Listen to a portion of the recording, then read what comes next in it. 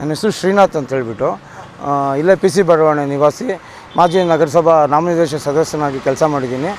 ಈ ಏರಿಯಾನಲ್ಲಿ ಸಾಕಷ್ಟು ಟ್ರಾಫಿಕ್ ಇರೋದರಿಂದ ಕೋಲಾರ ಅರ್ಧ ಭಾಗ ಜನ ಇಲ್ಲೇ ಓಡಾಡ್ತಾರೆ. ಯಾಕಂದರೆ ಶಾಲಾ ಕಾಲೇಜುಗಳಿದ್ದಾವೆ ಮತ್ತು ಈ ಇಂಡಸ್ಟ್ರಿಯಲ್ ಏರಿಯಾಗೆ ಓಡಾಡೋವಂಥ ಬಸ್ಸುಗಳು ಆಗಿರ್ಬೋದು ಮತ್ತು ಸಾರ್ವಜನಿಕರದ್ದು ವೆಹಿಕಲ್ಸ್ ಸಿಕ್ಕಾಪಟ್ಟೆ ಈ ಕಡೆ ಓಡಾಡೋದ್ರಿಂದ ನಮಗೆ ಈ ಟೇಕಲ್ ಮುಖ್ಯ ರಸ್ತೆ ಹೇಳ್ಬೇಕಂದ್ರೆ ಟೇಕಲ್ ಸರ್ಕಲಿಂದ ಈ ನ್ಯಾಷನಲ್ ಹೈವೇ 75ವರೆಗೂ ತುಂಬ ದಟ್ಟಣೆ ಇದೆ.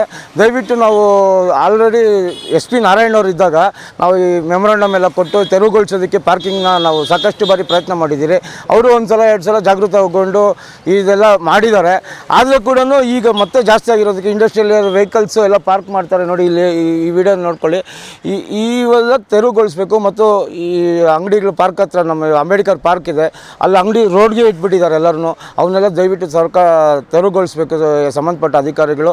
ಮತ್ತು ಇನ್ನೊಂದೇನೆಂದರೆ ಮೇಜರಾಗಿ ಇಲ್ಲಿ ಶಾಲಾ ಮಕ್ಕಳು ಸಿಕ್ಕಾಪಟ್ಟೆ ಓಡಾಡ್ತಾರೆ. ಚಿನ್ಮಯ ಸ್ಕೂಲ್ ಆಗ್ಬೋದು, ಸೆಂಟೆನ್ಸ್ ಸ್ಕೂಲ್ ಆಗ್ಬೋದು, ಆದರ್ಶ ಕಾಲೇಜ್ ಆಗ್ಬೋದು, ಈ ಕಡೆ ಪವನ್ ಕಾಲೇಜ್ ಆಗ್ಬೋದು, ಈ ಥರದೊಂದು 4-5 ಸಂಸ್ಥೆಗಳು ವಿದ್ಯಾಸಂಸ್ಥೆಗಳಿರೋದ್ರಿಂದ ಸಾಕಷ್ಟು ದಟ್ಟಣೆ ಇದೆ. ದಯವಿಟ್ಟು ಈ ಏನಿದೆ ನಮ್ಮ ಟೇಕಲ್ ಮುಖ್ಯ ರಸ್ತೆ ಪಾದಚಾರಿಗಳದ್ದು ತೆರವುಗೊಳಿಸಿ ಜನಗಳಿಗೆ ಮುಕ್ತ ಮಾಡಿಕೊಡ್ಬೇಕು ಅಂತ ನಿಮ್ಮ ಮುಖಾಂತರ ನಾನು ಸಂಬಂಧಪಟ್ಟ ಅಧಿಕಾರಿಗಳಿಗೆ ಕೇಳ್ಕೊಳ್ತಾ ಇದ್ದೀನಿ.